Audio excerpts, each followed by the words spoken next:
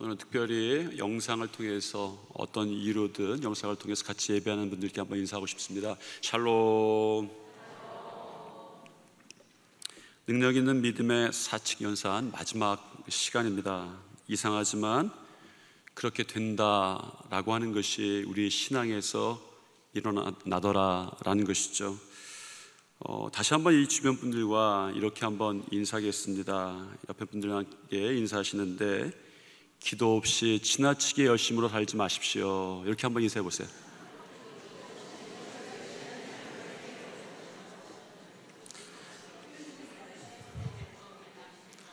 하실 말씀이 굉장히 옆에 분들에게 많으신 것 같아요. 제가 하라는 인사보다 더 시간이 좀 필요하셨던 것 같습니다. 사실 오늘 본문은 지난 초찬 기도회 때 남선교회와 짧게 나누었던 말씀입니다. 우리 성도들하고 한 번 더 나누고 싶다, 이런 생각을 했었습니다. 왜냐하면 능력 있는 삶을 위한 가장 중요한 믿음의 출발 가운데 하나가 기도이기 때문입니다. 기도 없이 지나치게 열심히 살지 마라. 왜 그렇죠? 우리에게, 신앙인들에게, 그리스도에게 중요한 무기가 있는데 그것이 기도이기 때문입니다. 1 더하기 1과 이 사이에는 붙을 수 있는 것이 있죠. 쉬운 것입니다. 등호, 같다라는 표시입니다. 1 더하기 1은 2가 되는 것이죠. 등호는 두 개 사이, 이것과 이것 사이가 같다라고 표현해주는 그런 기호입니다. 그러므로 이 등호는 아무 곳에나 붙일 수가 없죠. 정말 같은 곳에만 붙여야 되는 것입니다. 우리는 우리에게 주어지는 문제 앞에서 좌절할 때가 참 많습니다. 대부분 우리의 삶에서 우리의 능력과 문제 해결, 이 능력이 같지 않을 때가 많습니다. 그래서 우리에게 어려워하고 곤란해하고 염려가 시작되곤 합니다. 그러나 우리가 하는 신앙생활에서는 이상하지만 그렇게 되는 일이 있더라라는 것이죠. 구약의 선지자 엘리야와 비가 오거나 비가 오지 않거나 이런 것들은 같은 것이 아닙니다. 엘리야는 그럴 능력도 없었고 또 그런 것과 아무 상관이 없는 사람이죠. 그것을 야고보서는 이렇게 기록하고 있습니다. 엘리야는 우리와 성정이 같은 사람이로되 비가 오거나 비가 오지 않거나와 엘리야의 성정은 사실은 같지는 않습니다. 엘리야는 사람이고 비는 자연의 법칙이기 때문이죠. 자연의 법칙을 사람이 어떻게 할 수 없다는 것은 누구나 다 알죠. 엘리야와 비 사이에는 같다는 등식이 결코 성립할 수는 없습니다. 그런데 성경은 된다고 말합니다. 비가 오기도 하고 비가 오지 않기도 한다. 이런 일이 어떻게 벌어지죠? 기도였다라고 성경은 전합니다. 기도는 능력의 통로입니다. 기도는 같게 하는, 이것과 이것이 같게 하는 힘이 있죠. 약함, 강함 다른 것입니다. 그런데 기도하면 약한데 강해집니다. 환난과 평안이 다릅니다. 그런데 기도하면 환난이 없어지고 평화가 찾아오기도 하고, 환난이 여전히 있지만 우리 가운데 평안이 시작되기도 하는 것이죠. 우리에게 기도에 대해서 지표가 되는 아주 대표적인 성경 구절이 있습니다. 마태복음 7장 7절부터 8절까지 말씀인데 우리 같이 한번 읽어보겠습니다. 구하라 그리하면 너에게 주실 것이요, 찾으라 그리하면 찾아낼 것이요, 문을 두드리라 그리하면 너에게 열릴 것이니 구하는 이마다 받을 것이요, 찾는 이는 찾아낼 것이요, 두드리는 이에게는 열릴 것이니라. 아멘입니다. 그렇게 되시기를 축원합니다. 기도의 능력은 반드시 이루어질 것입니다. 왜냐하면 기도는 능력 있는 삶을 위한 능력의 통로이기 때문이죠. 그런데 우리의 삶에 문제가 있습니다. 무엇입니까? 우리가 지나치게 열심으로 산다는 것입니다. 지나치게 열심으로 살아야 하죠. 원래 성실하기도 하지만 우리 민족이 성실한 민족입니다. 보통 열심 가지고만 살면 쉽지 않은 세상에 살게 되었습니다. 남들보다 한 발짝 더 나아가는 게 성공일 때가 많습니다. 열심히 사는 것이 나쁜 것이 아니고 오히려 좋은 것이고 그렇게 살아야 합니다. 2023년 그렇게 열심히 살아야 합니다. 그런데 조심할 것이 있습니다. 헛됨과 헛수고이죠. 제가 미국에서 공부할 때 일주일에 일을 4개까지 한 적이 있습니다. 그 중에 최고는 금요일과 토요일 저녁에 일본 일식집 식당에서 서빙 보는 거였어요. 제가 그런 일들을 했습니다. 자, 그런 이런 거 일본어 몇 가지 그냥 흉내내면서 이렇게 하고 했었습니다. 왜냐하면 서빙을 잘 해드려야 팁이 많이 나오기 때문이죠. 좋았던 것은 일한 것을 바로바로 현찰로 주었습니다. 현찰이 그 당시에 최고였죠. 4시 반부터 저녁 10시까지 다들 밥 먹는 시간에 식당에서 일하니까 밥을 못 먹고 하는 일이었습니다. 그래도 받을 팁 생각하면서 열심히 일했습니다. 열심히 봉사해주면 기분이 좋아서 저에게 더 많은 팁을 주시기도 하셨죠. 부모님도 최선을 다해 도와주셨지만 공부하면서 가족을 먹여 살리자니 일해야 했습니다. 어느 날 일이 끝나고 집에 왔습니다. 그런데 주머니에 돈이 없었습니다. 2부 예배 때는 어떡하나 이렇게 그런 말이 나오던데 3부 예배 때는 저의 상황에 도저히 마음속으로 그렇게 안타까워 하시는 것 그렇게 믿어도 됩니까? 잠바의 주머니가 터져 있는 거예요. 그 당시에 이틀 일했던 돈 감사합니다. 누군지 제가 개인적으로 찾아오시면 대접을 좀 해드리겠습니다. 제 기억에 120불 정도 되는 돈이었습니다. 너무 행복합니다. 제 그때 억울한 마음이 악한 마음이 좀 이해가 되신 것 같아갖고 120불 벌고 밤에 한 12시 정도에 돌아오는데 그 돈이 없는 거예요. 주머니가 터진 거예요. 그 밤에 그 길을 몇 마일 됐습니다. 그냥 다 갔어요.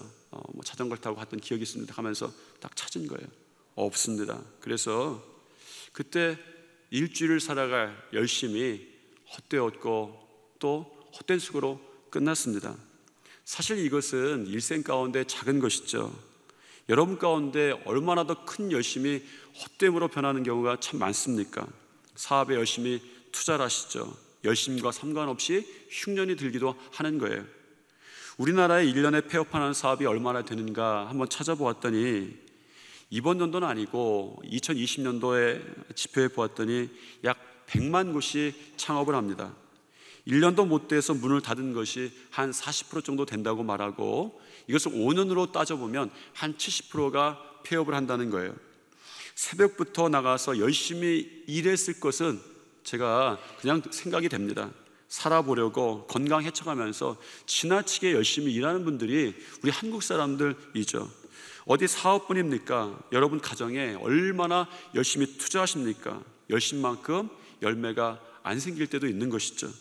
자녀에게 얼마나 많은 열심히 투자합니까? 그러나 우리의 열심과는 상관없이 자녀들에게 꼭 맺혀야 되는 열매가 안 맺힐 때가 있는 거예요. 열심이 많아야 쌓이는 것이 아닙니다. 세지 않아야 쌓이는 것이죠. 헛됨이 없어야 쌓이는 것입니다.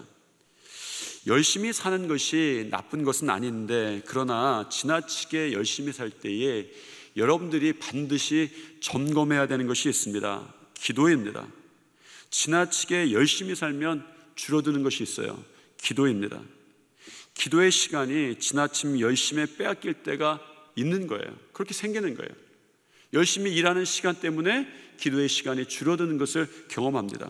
이상하게도 지나친 열심과 기도가 경쟁을 하는 거예요. 여러분, 그러나 기도는 모든 길을 여는 신앙의 도구이고 믿음의 도구입니다. 여러분 열심을 앞세우지 마십시오. 기도를 앞세우십시오. 그러면 반드시 열리게 될 것입니다. 사막에서 가장 생존력 있는 동물이 있습니다. 낙타 있죠. 낙타를 처음 본 사람들은 낙타에게서 3가지 깊은 인상을 받는다고 합니다. 첫 번째는 눈썹이에요. 낙타는 유별나게 긴 눈썹을 가지고 있다고 합니다. 그래서 낙타의 눈썹을 처음 본 사람들은 깜짝 놀란다는 거예요. 낙타의 눈썹이 참 길고 예쁘구나. 낙타 눈썹이 긴 이유가 있습니다. 낙타가 사막에 살기 때문이죠. 사막을 가다 보면 강한 모래바람이 불어옵니다. 이 모래바람이 불어올 때 아무도 눈을 뜰 수 없어 길을 갈 수 없지만 유일하게 그 길을 헤치고 나갈 수 있는 것이 낙타인데 그 이유는 긴 눈썹이 그 모래바람을 막아주기 때문입니다. 둘째는 등에 난 혹이 인상이 깊다라고 사람들이 말하죠. 이건 우리가 알고 있는 것입니다. 낙타의 등에 혹이 났다는 것은 대부분 압니다. 짐도 싫지만 그곳에 자기가 사막을 지나가면서 먹을 물이 있는 것이죠. 그래서 사막하면서 뜨거운 태양 아래서 그 길을 계속할 수 있는 것이 낙타가 유일하다고 말해도 과언이 아니죠. 그물로 타는 목마름을 이겨냅니다. 우리가 보면 이상하게 생겼지만 사막에서 낙타를 보게 되면 하나님께서 정말 적합하게 창조하신 하나님의 창조의 지혜가 있다라고 감탄하곤 하는 것이죠. 마지막 세 번째로 우리가 인상이 깊은 것은 많은 사람들이 잘 모르는 사실인데 직접 보면 인상 깊은 것은 무릎입니다. 낙타의 무릎이 굉장히 인상이 깊은 거예요. 직접 보지 않은 사람들은 낙타의 무릎을 잘 모릅니다. 우리의 발에 굳은 살이 박힌 것처럼 낙타의 무릎에는 아주 굳은 살이 깊게 박혀 있다고 합니다. 모래바람이 불어올 때 낙타는 자신의 눈썹을 사용해서 그 앞으로 나아갑니다. 뜨거운 햇살에도 등에 난 물을 통해서 사막의 길을 계속 가죠. 그런데 낙타라고 해도 더 이상 길을 갈 수 없는 아주 강한 폭풍우 같은 모래바람을 만날 때가 있다고 합니다. 그때는 낙타는 자신의 눈썹을 더 이상 사용할 수 없게 되죠. 대신에 낙타는 그때 하는 것이 있습니다. 조용히 자기의 무릎을 꿇는 것이죠. 그렇게 무릎을 꿇은 채로 모래 폭풍이 지나가기를 기다립니다. 아무리 사막길을 갈 수 있는 유일무이한 동물이 낙타라고 해도 몰려오는 폭풍 앞에서는 그저 무릎 꿇고 기다릴 수밖에 없는 것이죠. 낙타의 무릎이 폭풍을 이겨내는 도구입니다. 무기이죠. 인생도 마찬가지입니다. 크리스찬의 삶도 마찬가지죠. 우리에게 정말 필요한 무기가 있다면 그것은 무릎입니다. 우리는 보통 기도의 사람을 부를 때 이렇게 부릅니다. 낙타 무릎의 사람이다. 사람 중에서 어쩌면 최초로 그 명칭이 불려졌던 사람이 있습니다. 야고보 사도이죠. 야고보 사도가 죽은 뒤에 신을 보니까 무릎이 마치 낙타의 무릎처럼 되어 있더라. 그래서 초대교회 역사를 기록했던 유세비우스라고도 말하는데, 요세푸스가 처음 글을 이렇게 기록합니다. 낙타 무릎의 사람이다. 그래서 우리 그 다음부터 야고보를 생각할 때 낙타 무릎의 사람, 이런 용어가 기독교 안에서 사용되기 시작했고 기억되기 시작했습니다. 이 야고보가 어떤 사람인가? 성경에는 세 사람의 야고보가 있죠. 첫 번째는 세베대의 아들 야고보, 두 번째는 알페오의 아들 야고보. 이 둘 다 예수님의 제자였습니다. 세 번째가 예수님의 동생이었던 야고보입니다. 낙타 무릎은 예수님의 동생이었던 야고보에 대한 이야기입니다. 세상에서 야고보란 이름은 베드로란 이름만큼 유명합니다. 제임스 본드, 제임스 딘 할 때 이 제임스가 야고보의 영문 표기이죠. 도시 이름에도 야고보가 많습니다. 여러분들도 이미 알고 계십니다. 스페인에도 있고 쿠바에도 있습니다. 산티아고, 산토, 이아고, 이게 합해진 말이죠. 산토, 세인트, 성인이란 뜻입니다. 성. 그리고 이아고, 디에고, 제임스라는 이야기입니다. 그래서 산티아고라고 하는 것은 헬라어 야고보의 스페인식 표기인 거예요. 미국에도 똑같은 이름이 이렇게 불러져 있습니다. 샌디에고, 세인트 디에고. 샌디에고가 야고보의 도시라는 이야기입니다. 야고보가 생각보다 유명하고 존경받는 사도였고 기독교 문화에서는 대단히 추앙받는 사람이 이 야고보였습니다. 말씀드렸듯이 신약 성경의 야고보는 세 사람이죠. 예수님의 두 제자와 예수님의 동생. 알페오의 아들 야고보, 예수님의 제자였던 알페오의 아들 야고보는 그 12제자 중에서 거의 기록에 대한 흔적들이 남아있지 않습니다. 거의 아무것도 알려지지 않고 다만 예수님의 제자 중에 하나였다라고만 알려져 있습니다. 세베대의 아들 야고보 있습니다. 우리가 잘 아는 야고보이죠. 형제 요한과 더불어서 갈릴리에서 어부 생활을 하던 사람이었습니다. 성격이 우레와 같다고 해서 이 사람들의 별명이 보아너게, 우레의 아들이라는 별명을 가지고 있습니다.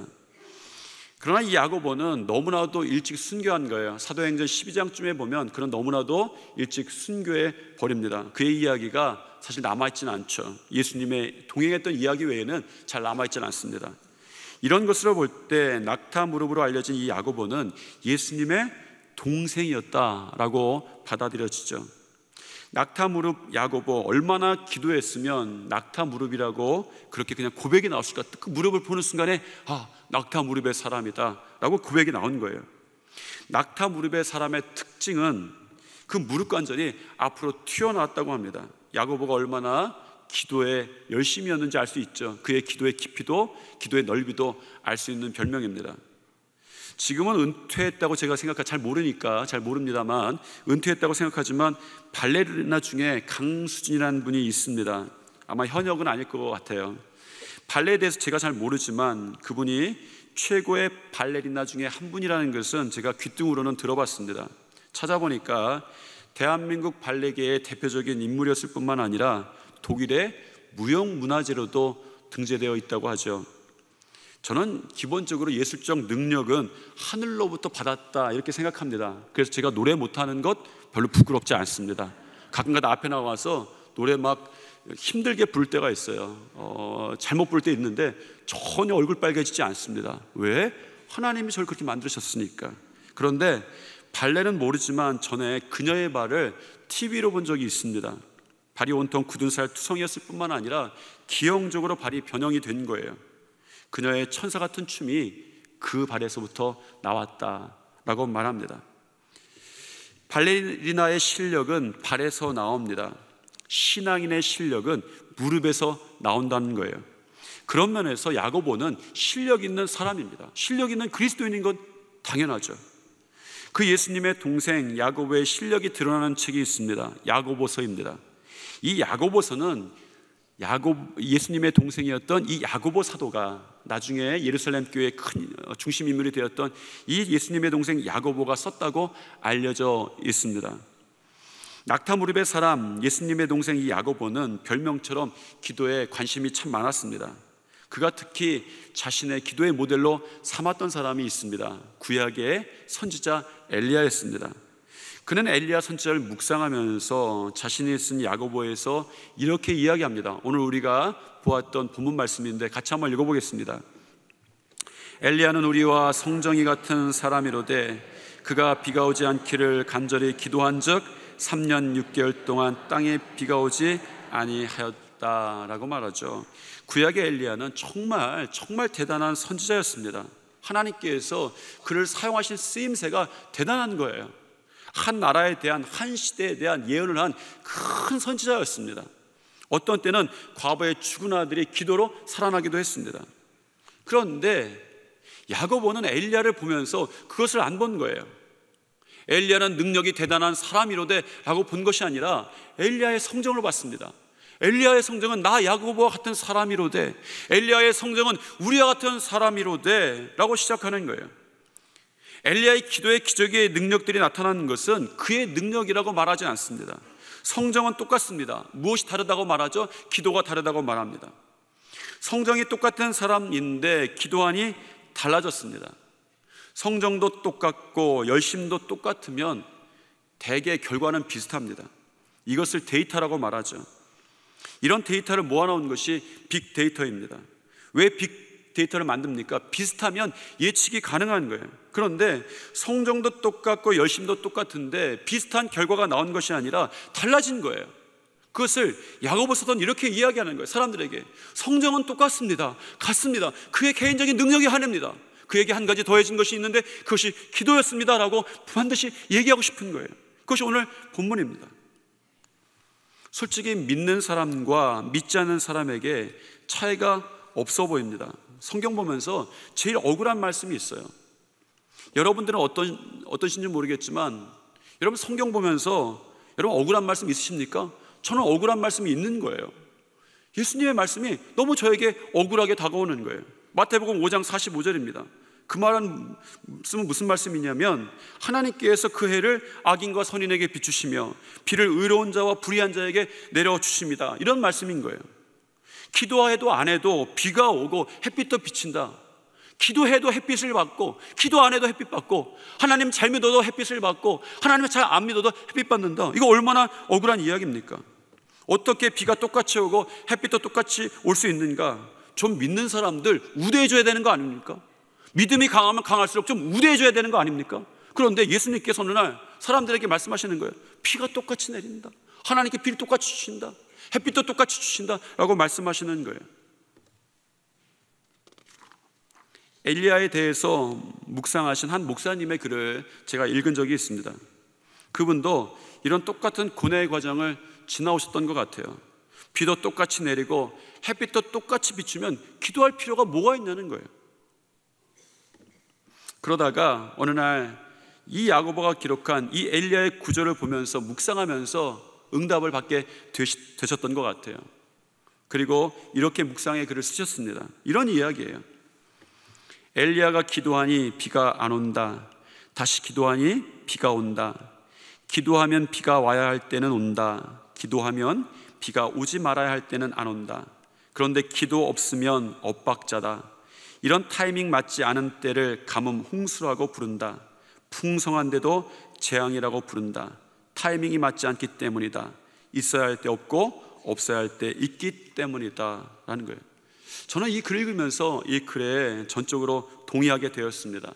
소고기에도 등급이 많다는 거예요. 최고급 소고기가 있습니다. 고배 소고기, 제가 아는 건 고배 소고기가 그렇게 비싸다는 얘기를 들었습니다. 음악을 틀고 소를 키운다는 거예요. 그러면 비싸면 좋습니까? 아니죠.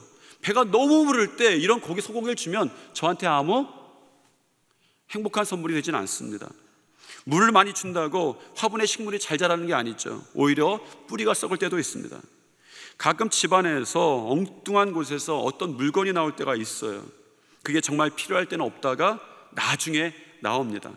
나오긴 나왔는데 타이밍이 안 맞는 거예요. 제가 요즘 집에서 찾고 있는데 도저히 안 찾아지는 게 하나 있어요. 여름이 되니까 날파리들이 날아다니기 시작했습니다. 제가 쓰던 전기로 날파리들을 없애던 그런 기구가 하나 있어요. 뭐 조그만 건데 분명히 어디 뒀는데 도저히 못 찾겠어요. 이사 오기 전에 2개가 있었는데 하나는 너무 낡아서 버렸고 하나는 제가 분명히 쓰겠다, 이거 정말 너무 좋다 하고 갖고 왔습니다.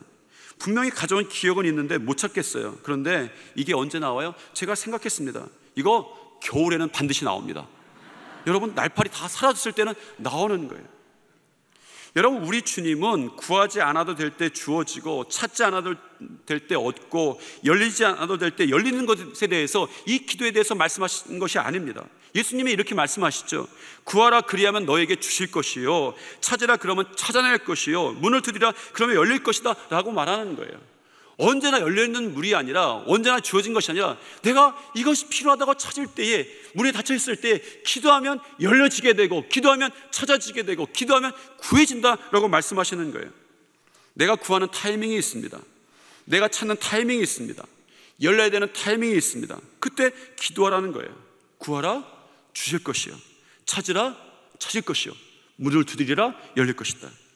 기도하면 그 타이밍이 맞춰진다라는 것이죠. 이상하게 그게 된다라는 것입니다. 여러분, 지나친 열심으로 열려고 하지 마십시오. 지나친 열심으로 구하려고 하지 마십시오. 그 열심 앞에 기도를 먼저 앞세우십시오. 왜 그렇습니까? 다시 말합니다. 기도하면 주님께서 그 타이밍을 맞춰주시는 것이죠.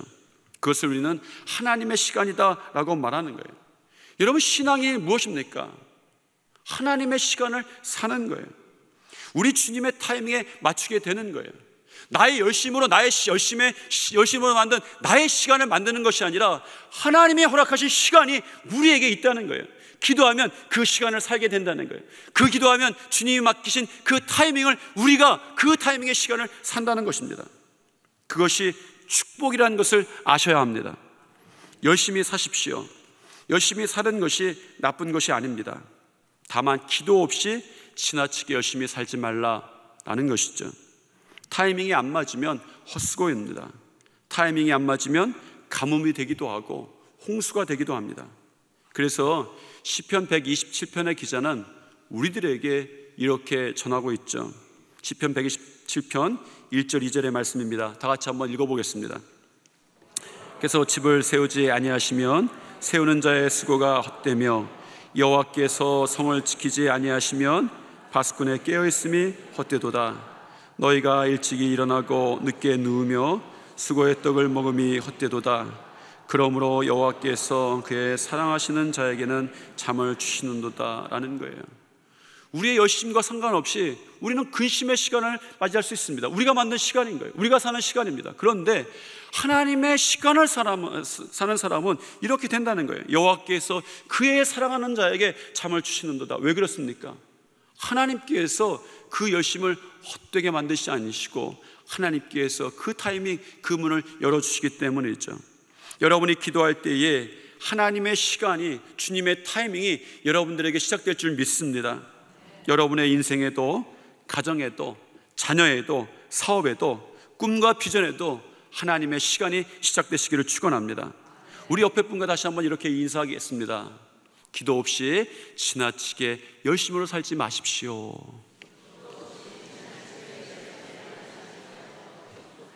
다 같이 기도하시겠습니다. 사랑과 은혜가 충만하신 하나님, 우리의 열심과 상관없이 헛되어 버리는 일들이 얼마나 많은지도 모르겠습니다. 이 시간 기도 가운데에 하나님의 시간이 시작되게 도와주시옵소서. 우리의 열심이 아니라 하나님의 능력이 저들의 삶 가운데에, 저들의 가정 가운데에, 저들의 꿈 가운데 시작되게 도와주시옵소서. 우리는 그런 능력이 없지만 기도할 때에 그 기도의 능력들이 나타나므로 우리가 믿음 가운데 능력의 삶을 사는 믿음의 사람들이 될 수 있도록 주여 도와 주시옵소서. 예수님 이름으로 기도드렸습니다. 아멘.